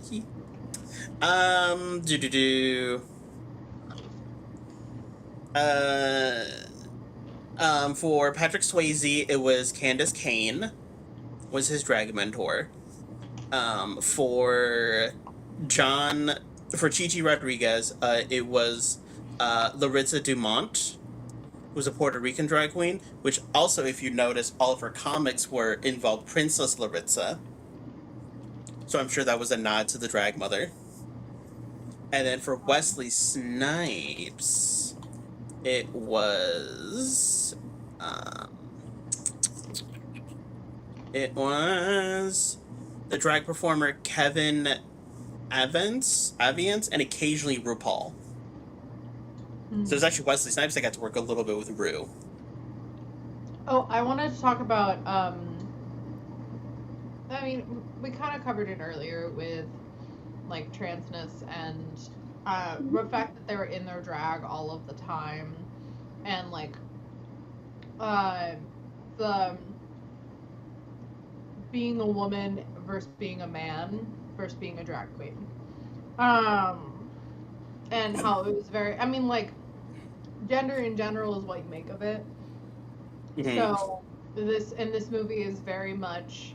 It's like they're drag queens, but they're also one of the girls, and there is definitely overlap there. And it's much more lax on. I feel like lax on labels, even though the labels they do use, aside from drag queen, is now considered outdated, because they are. Yeah. But the, like, I don't know, the maintaining the illusion or whatever with the drag queen sleeping in their makeup and their hair and everything, and like traveling in it, and like traveling in heels, like as they're driving across the country, and the fact that they're in full drag as they're traveling, and it's like there's an easy way to avoid that, a lot of those discomforts and issues and stuff like that. But it's also just because doing something to avoid facing the adversity there's a compromise in there, but is that compromise worth it? And that whole discussion, which isn't really a part of this movie, but it made me think of it as I'm watching, because of the maintained illusion that drag queens are always in their drag, and like the fact that Wesley Snipes' character didn't even know Patrick Swayze's character's male name, guy name. Eugene. The boy name. Yeah. Makes me curious of, like, within this world that you created, are they just always in drag? And do they consider themselves men within that? It doesn't matter, but I got curious, just like within the world they've set up. I'm like, huh, okay. I do, with that mention, I have to correct myself from something earlier. Priscilla, Queen of the Desert, is about 2 drag queens and a transgender woman. So,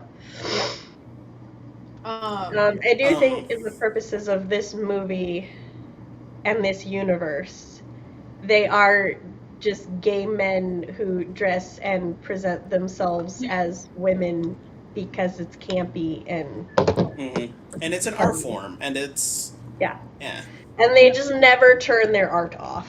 I think that was the third thing that I couldn't remember, because the art, you could never turn the art off. It's always the performance is always on. Yeah, that I was like interesting, but also I'm like, wait, to be a drag queen, not that I am one, obviously, or to be a trans woman, a woman. Well, I will say, and I'm not saying this is what the movie says otherwise, but I'm not saying you always have to be at that tier, that pinnacle, that presentation. Yes, but hold on. From what I know of the drag community, and from having a straight uncle who was a drag queen for a time of his life, there are drag queens who keep their drag persona and their non-drag identity completely and totally separate. Yep. Like there are a lot of drag queens who they're like their coworkers and everything have in fact never seen them out of drag, don't know what their real names are, and they're like, and you never will. Because they're like two completely different things. It's like that's their professional and their personal, and they keep it separate because for them, the drag is the performance. It's their work. Yeah. It's their thing. It's their expression. So when Noxine did not know that Vita's real name was Eugene, that didn't strike me as weird or anything at all. Honestly, I didn't think it was weird that they were out of drag that they were never out of drag except when they went to sleep. I was like, you could at least take the wig off to sleep comfortably. But at the same time, like I said, I know that there are some drag queens that are just like, no, you will never see it. Mm-mm. Yeah, and that's also the separation of life and like, but you don't have to present a certain way to be a certain thing. Yeah. And that's also like how I said, as someone who has a straight uncle who's like, he was a drag queen for a little bit, and like he and his wife were very much part of the queer/alt life communities at various stages of their marriage for various different reasons. Like there are just men who like to, which is also why when the thing was like, it's like, if it's a straight man dressing in women's clothes, I'm like, oh, come on. Yeah, that was one of the things where I'm like, I think that's why they did the preface for sexual, because that one was for sexual kicks. Yeah, I know. Yeah, so that's why I was like, I think that's where that, like, they didn't want to just say, oh, if you're a straight man in a dress, this is what you are. So, like, even though there was that label that's... like, this is the term for the kink. Yeah. And that's also thinking about that of, like, just, like, drag queens not knowing who each other's, like, real identities are. If someone happens to be hurt, put in hospital, taken away somehow, some way due to unforeseen circumstances, you have no idea. Yeah, that was a They'll just be gone, and it's just oh, what happened to so-and-so? They'll be like, oh, I don't know. And then you find out 6 years later, oh, they passed away. And you're honestly, like, oh, shit. Same with some online community. And that's what I was going to say, was same with online people. You, realistically, if we all stayed in the Discord server, I wouldn't know any of your real names, except for Sam. Because I've never gone by anything else. It's just always been Sam. The amount of people I got when I was active on Skype, and a lot, the amount of mod communities and stuff I would be on, and then I would join a call and speak, and they'd be like, oh, "You're a woman?" That's great. Because Sam is neutral gender, and they all just default, oh, this is a game thing, must be boy. Yeah. So it's like, that's just like something else too. That doesn't happen anymore, because now my name is Samantha. But it's like, I made it longer, Samantha. You can't fucking mix it up now, motherfuckers. But like, yeah, that's just something that, like, to me, I also didn't think about that, because it's just, back in the community, that's just how it was. Sometimes you had no idea who the other person was. I think it also can show a difference in... Part of the reason I really enjoy having these discussions with me, you and CB, or me, Matt and CB, or me, you and Matt and stuff, is because we're not all that far in age, but the eras in which we grew up are similar, but also very different. And especially the commentary and the conversations, the queer and the evolutions between the queer communities and stuff changes and everything. Like, and it just shows that when me and Cody were watching it, and we're like, okay, this is just, and we didn't like necessarily think any deeper on it. It's just like, oh, well, they didn't say, like, this is what they said. And but CB, she's like chomping at the bit for a more nuanced conversation, and she's like, I want that deeper. But I'm being hyperbolic. Yeah, I'm like, it was more like I was thinking about it, because I was on edge, ready for them to say something that was super offensive to trans people. Because I was just expecting it. I'm like, if we're talking about dressing up as a different gender than you were assigned at birth, I'm expecting something transphobic to be said. Which is a fair concern for any media, even media made today. And having drag queens and then having them live in a way, like, for what I'm seeing, in a way that is more reminiscent of a trans woman, like presenting as a woman the whole movie except for the very beginning, which and using those pronouns and everything. I was just even more like, are you gonna okay? and it Yeah. didn't. I mean, there was like I little think things. I would also lean more toward. I think part of the reason I didn't also lean more toward it is because while they were using she, her, and while they were presenting as a woman all the time, whenever they were talking amongst themselves, it was always he, him, or like, well, you're a boy or you're a man, and none of them were ever like, no, I'm a woman. They were very like, Yeah. that's why I'm like, they were very distinctive on, like, they set that up at the beginning of the movie and then they continued it. And so for me, I'm like, they're only using she, her, and presenting as women for safety. Yeah. And this is where I admit that I was terrified to recommend this movie because I was scared. I was wearing rose-tinted glasses, and it was actually a very awful movie. Where I'm sitting here like, oh my god, guys, this movie's so great, and you two are just like, this is a horrible movie, and I go, no. Cody, I will also say there are a lot of movies that we grew up in stuff that would be using what was the correct proper term of the time that has now been demonized as some of the worst slurs ever, and it's like, but it was both. It was circumstantial. That's right. Like there was a conversation. There were a couple years where a lot of people were trying to take queer, that word, out of circulation because they're like, oh, well, that's a slur. But the older queer community was like, you can pry it from our cold, dead hands because this is how we identify. You're not letting them take it away from us. So just because I happen to have that best example, I have a coworker at work. I say I'm queer, she flinches because she's like, that's when I grew up, that was a slur. I can't. So to me, that's not something I can say. And I'm like, you could take this from my cold dead hands. I was like, I am queer. I can use it. Yeah. Huh? She is queer. Oh. She herself is queer, but she's just like, I will never call myself that. Which is because totally it's fine. Yeah. And I've like, that's valid. I have asked, I was like, do you want me to not call myself that around you so you don't feel uncomfortable? And she was like, I don't care what you say. I was like, all right, cool. Yeah. And then sometimes when I say, she like flinches a little bit. And I'm like, God, stop it.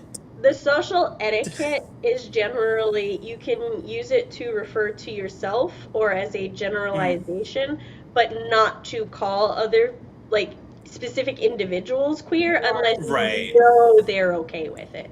Because so many people do have the trauma of it being used against them. So that's the general social etiquette that was agreed upon by the majority for anybody who was wondering. No. Sorry, I'm like, every now and then I look over because I'm like, are there any more trivia? I'm scrolling past a lot of them. I'm not making you all listen to everything. I have Storm sitting on my desk, so when I look to the side, that means I'm staring at her. I have two monitors here, so I just... Because it's the IMDb trivia page, there's also a lot of, well, these two actors work together on this movie and that movie, and I'm like, I don't care. People can look that up themselves. I only care about this movie and this movie alone, goddammit. A fun fact versus a fact. Right. It's like, that's a cool fact. I'm pretty sure for a lot of, or at least somewhat, for Patrick Swayze's wigs, had felt like they were extensions. And then it also felt like for some of his wig, like, or for the scenes when they first start driving where he has the scarf tied around, I'm like, I think his hair is just styled forward. And then he has a shawl, a hair scarf. A hair scarf, thank you. I don't he's wearing a wig in that scene. But then, like, he turns and there is a little bit of length there, and I'm like, I can't tell if this is the haircuts of the time or a wig. Or if... Is this a questionable decision of the 90s, or... Yeah. Or is that movie production magic? Long pieces, and I'm like, I don't know.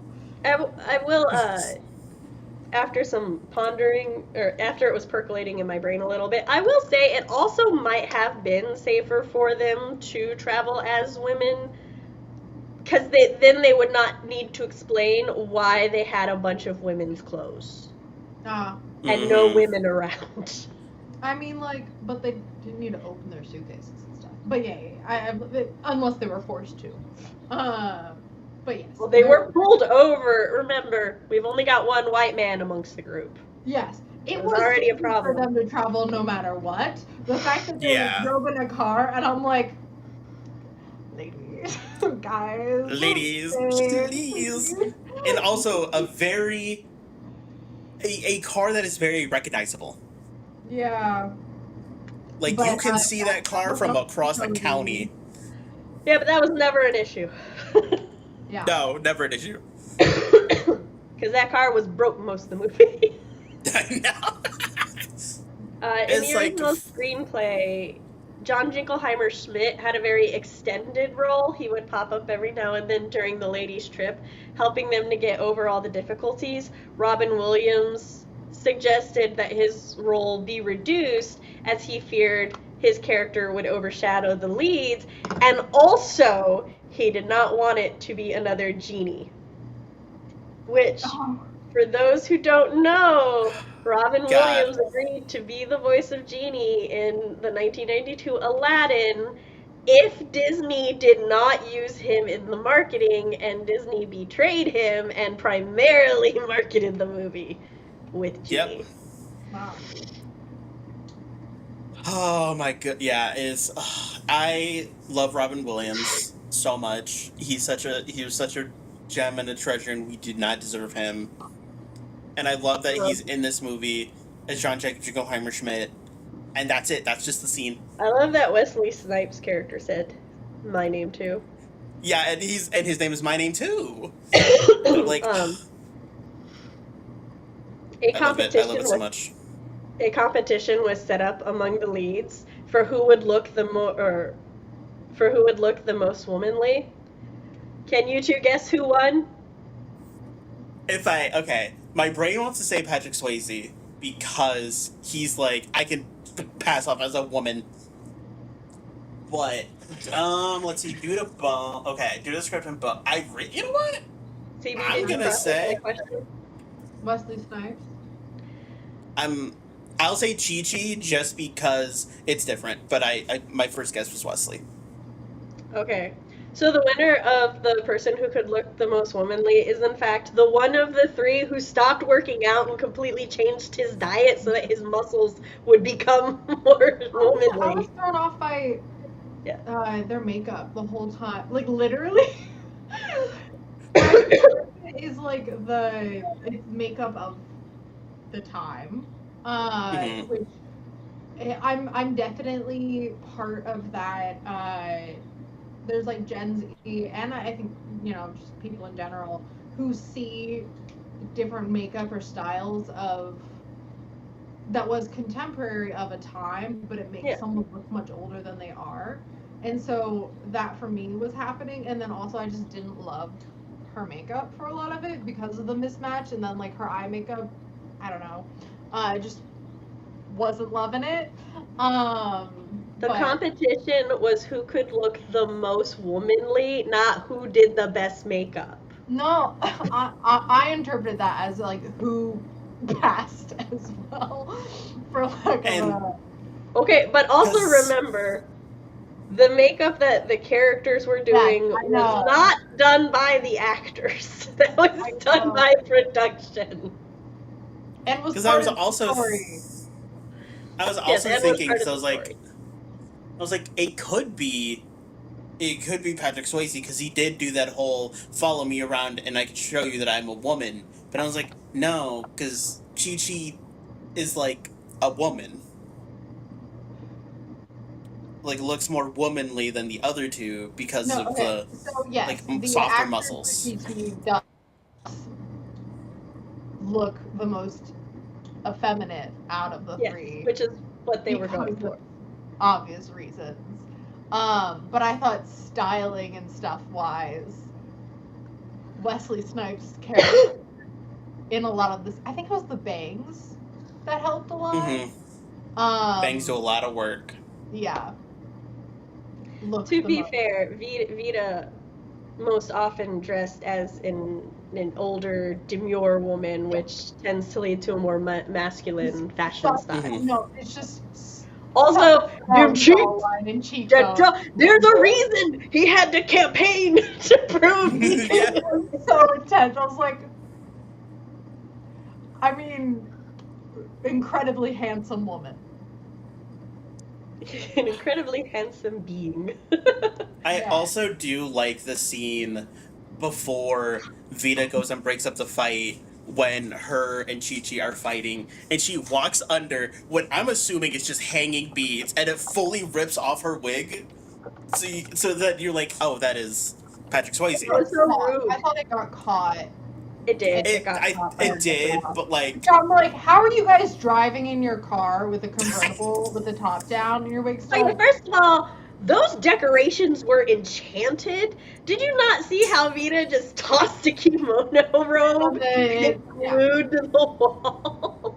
Yeah. I think from this is probably enchanted decoration being stronger than the wind. Yeah, and I'm like, girlie, do you not have any, like, I don't know, clips, tape, nothing to hold it down? How are you in gale force winds with your wig not flying?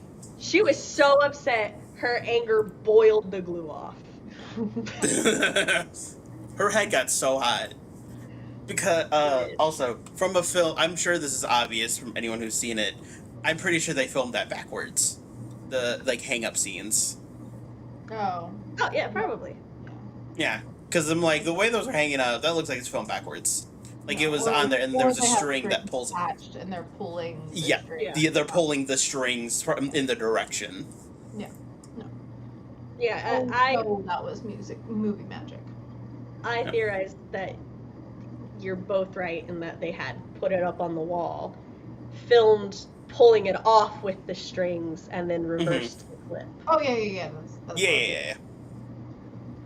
That was my little movie thing as I sit here with a movie theater with a movie maker major. The girl who went to school for this shit. I'm like, guys, I think they filmed it backwards. I did not do production. I mean, I like production. I think it's cool. I've taken beginner classes, but no. Cody's just like, I'm not a film girly like you two, but I know a thing. And I know a single thing. You are right with that thing. We support you. Yep, I must say the thing I know. Real quick, an alternative ending was shot that takes place straight after the girls' departure from Snydersville. In this scene, they are driving away in the Cadillac, and Chi-Chi says that she doesn't care about winning the pageant, for she's been finally loved by someone. Noxima then proclaims her a full-fledged drag queen. The fourth lesson is thus slightly different, and Vita suggests to not going to Hollywood, but find some other place and have fun. They start singing Cool in the Gang's Ladies' Night, and the car disappears in the distance while the credits start to roll. There is no Hollywood pageant nor Julie Newmar's cameo. This alternative ending is available amongst the extras in the DVD. I need to watch the extras in the DVD because there's also a 25-minute filmette, I think it's called, with a bunch of interviews for behind the scenes stuff. That's fun. Which I wanted to watch before the stream, but Chris and I decided to prolong our date and go to the library instead, so. Priority. I have them. I'm glad they went with the ending that they did. Me too.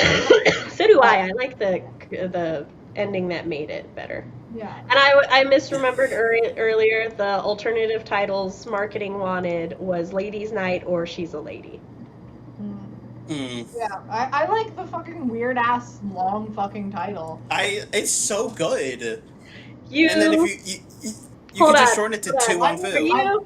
Wait, are you telling me my two weeby friends who have grown up with the long ass light novel titles and the Dawn Maze, that take up like 3 lines of text with their title Listen, are into the really long movie title? I am shocked. I would never. just because I have gripes about is it wrong to pick up girls in a dungeon doesn't mean nothing.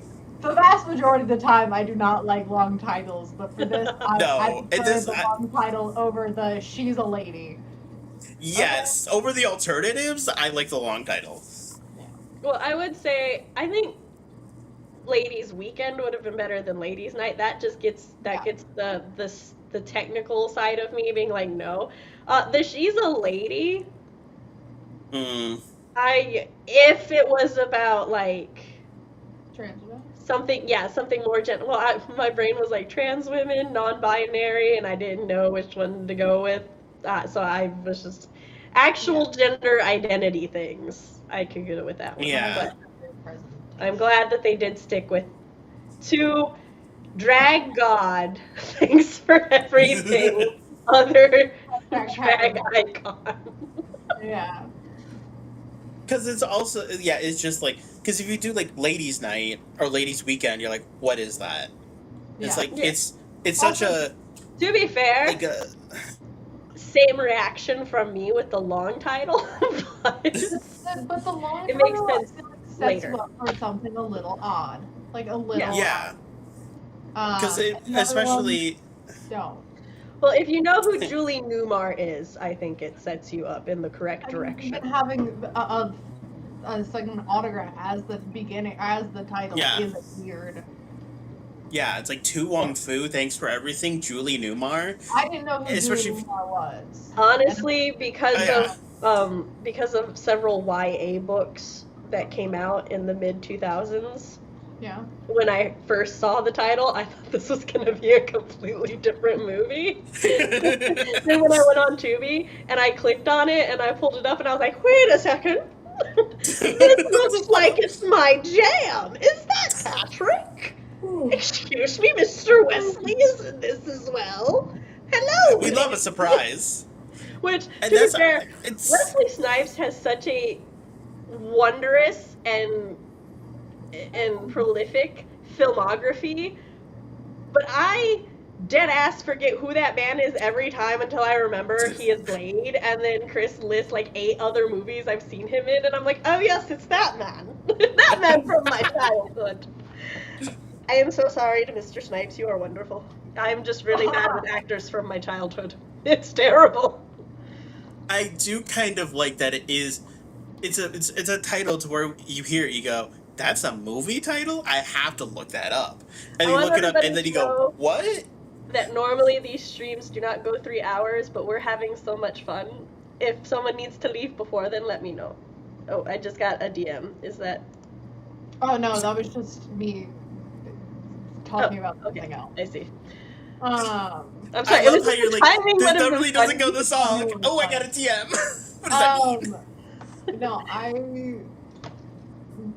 I actually don't know what movies that Patrick Swayze has done that I have seen. I'm actually looking that up now. So my family has this weird... I have a weird parasocial, non-parasocial thing with Patrick Swayze in that apparently somebody in my slightly extended family is either related to him or like grew up close enough to have been friends with him, and therefore there are several older members of my family who like have that fond older relative feeling toward him. So as a child, it was like, oh, that's my very distant cousin on TV that I've never met before. So, that's crazy.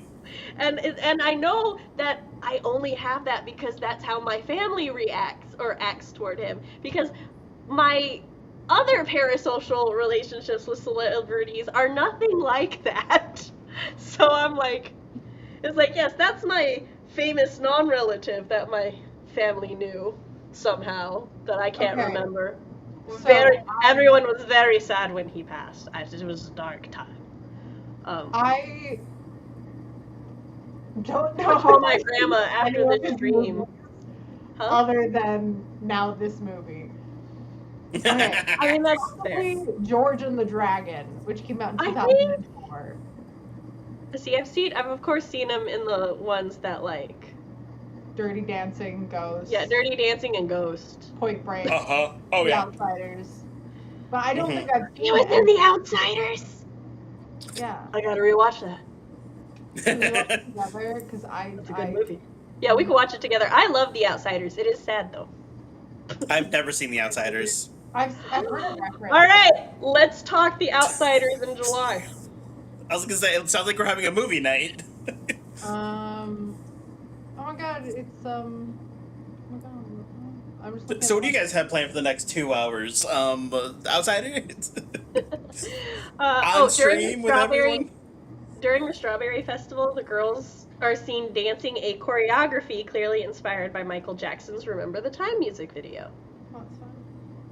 Also, something I have to say about the Strawberry Social, I think about it every time. That shit is so fucking dusty. Those pies are covered in dirt. All the pies are probably inside. Like, no, they're on the table at the... Yeah, okay, granted there was like 2 or 3 on the table, but it was Ain't nothing wrong with eating a little dust with your pie. There's people in this town. Extra flavor. But it wasn't a little dust. It was a dust storm, and I'm like, guys, please, the pies. But I'm glad you guys did enjoy this movie, because I was very scared. It was like, rose-tinted glasses, because it is very... I will always find something good to say, even if I don't like it. You know that. Yeah, I usually do also try to find something good to say, even if I don't like it.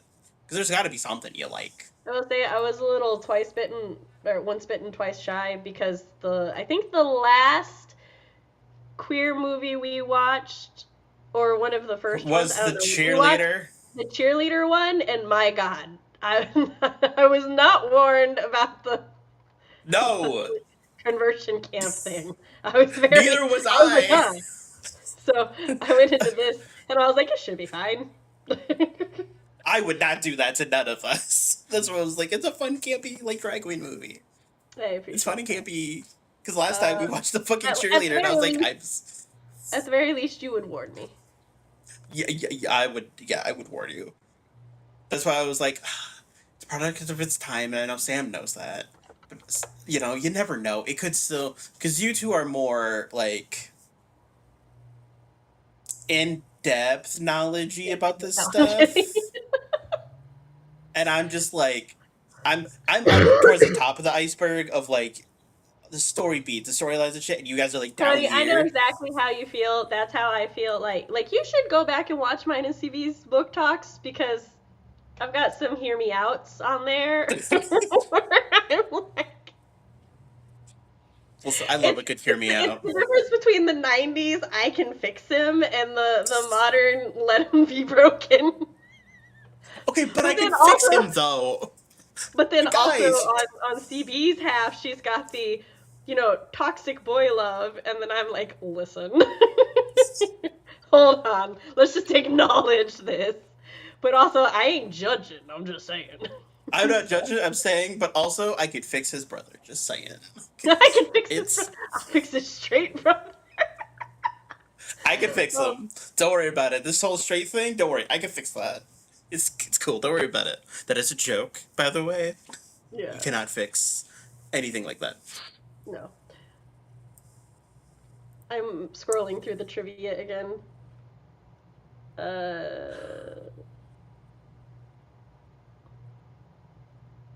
I wonder if I know any of the other drag queens that were in the... It says the original script delved more into the personal stories of the 3 leads, who in some scenes put aside their drag personas and appeared as their true selves. Their real names were also given. Almost all of those scenes were cut. As a result, the only one whose name and background is known is Vita. So it does look like the original intention, but like I said, the reasons that were given at the end was so. Yeah. I don't think I would have liked it as much. Huh? So in the original script, it delved more into the stories of the 3 leads, who in some scenes put aside their drag personas and appeared as their true selves. their real names were also given, but almost all of those scenes were cut. As a result, the only one whose real name and background is known as Vita. So it looks like originally it was going to be more true to the performance versus real self nature, but as we discussed, their reasons already. Yeah. Oh, in the original script, in the ending scene, Chi-Chi stated that Wong Foo is God and God is a drag queen. The scene was shot, but was later deemed too bold and ultimately deleted. Yeah, I can't. Little did they know. Over well. Iconic, but... Oh. Yeah, I was gonna say, little did they know now, because... Hold on. In the movie, the character Bobby Ray is 21, while Bobby Lee is 15. No!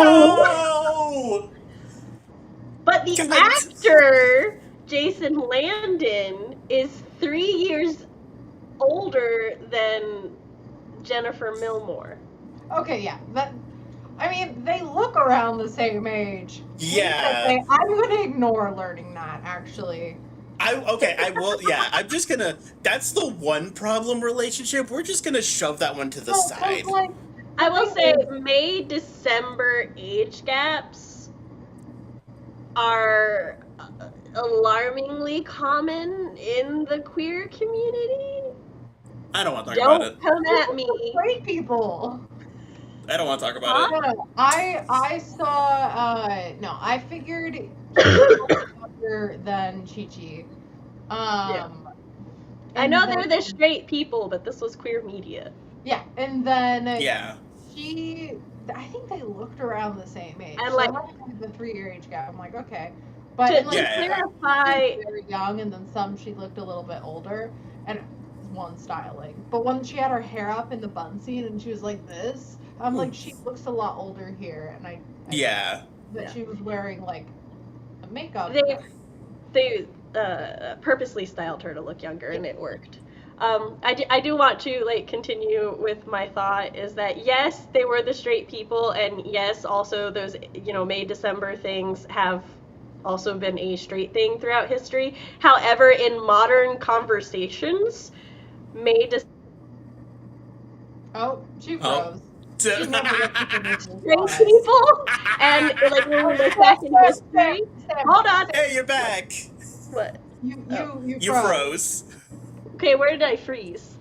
You went in May-December conversations. Oh, okay. So in modern conversations, May-December romances are demonized in straight relationships. And when we look back in history and we see them, it's like, well, you gotta remember the times, but still that was icky. Whereas there is still, in my opinion, an alarming amount of queer people that are like, yeah, it's fine. Yeah. Look at him and his boy toy, or oh, look at her getting an older lady, and it's like, Yep. I do not double standard, motherfuckers. I hold standards not equal. My standards are really great, and then there's Scumbill and Self-Saving System. We don't think about that one. Funny about that, like I was telling Cody earlier, when you were in the bathroom. Yay, you brought it up. Full circle, baby. Full circle.